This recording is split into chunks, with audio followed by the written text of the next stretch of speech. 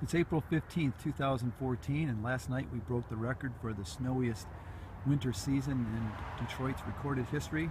I'm outside of the Allen Woods Nature Preserve area, just on the other side of Worthington Specialty Products.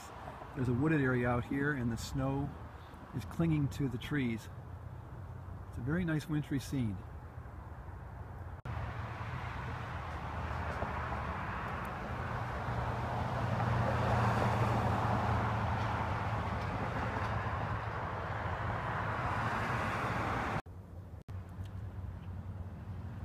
But as nice as this looks, it'll look a lot nicer around Christmas time.